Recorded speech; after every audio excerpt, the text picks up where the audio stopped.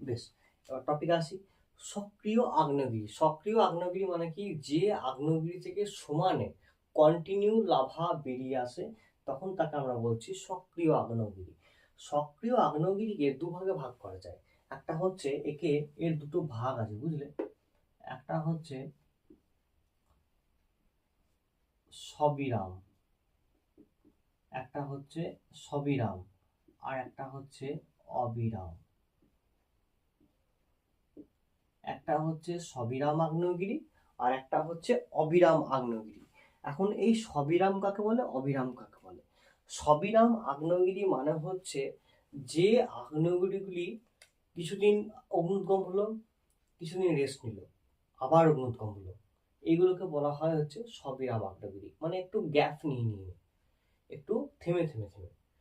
অবিরাম আগ্নেয়গিরি মানে কোনগুলো না, অবিরাম আগ্নেয়গিরি মানে হচ্ছে যে আগ্নেয়গিরিগুলি কন্টিনিউ, যে আগ্নেয়গিরিগুলি কন্টিনিউ আমার অগ্নুদ্গম করেই চলেছে, যার মুখ থেকে অনবরত লাভা বেরিয়েই চলেছে, তাকে আমরা বলছি হচ্ছে অবিরাম আগ্নেয়গিরি।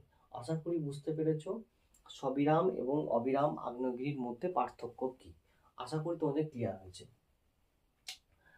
যদি বলা হয় সক্রিয় আগ্নেয়গিরি কোনগুলো, এটেনা হবে, স্ট্রম্বলি হবে, ভিসুভিয়াস হবে, তারপর আমাদের মৌনা লোয়া হবে। এই সমস্ত আগ্নেয়গিরিগুলি হচ্ছে আমাদের সবিরাম আগ্নেয়গিরি, এই সক্রিয় আগ্নেয়গিরি। সক্রিয় আগ্নেয়গিরির মধ্যে ভাগ আছে।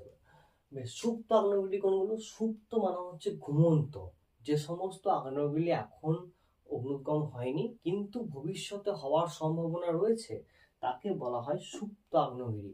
যেমন আমাদের ইন্দোনেশিয়ার ক্যাকটাতুয়া, এই যে ইন্দোনেশিয়া আমি এঁকেছি এখানে, এটা পরে আসছে আমি কি জিনিস এটা। এই ইন্দোনেশিয়াতেও ক্যাকটাতুয়া হচ্ছে আমার বা কাকাতুয়াও ক্যাকাতুয়াও থাকে বইয়ে। ক্যাকাতুয়া হচ্ছে আমার এই সবিরাম এই সুপ্ত আগ্নেয়গিরির উদাহরণ। এছাড়া আমাদের ভারতে যে ব্যারেন দ্বীপ আছে, সেই ব্যারেন দ্বীপ হচ্ছে আমার এই সুপ্ত আগ্নেয়গিরির কিন্তু উদাহরণ। এই ব্যারেন যে আগ্নেয়গিরিটি রয়েছে সেটা কিন্তু সুপ্ত আগ্নেয়গিরির উদাহরণ। মৃত আগ্নেয়গিরি কোনগুলি?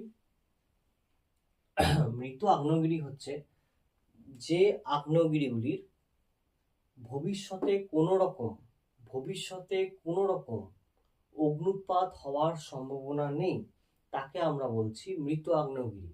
যে আগ্নেয়গিরি ভবিষ্যতে কোনো রকম অগ্নুৎপাত হওয়ার সম্ভাবনা নেই, তাকে আমরা মৃত আগ্নেয়গিরি বলি।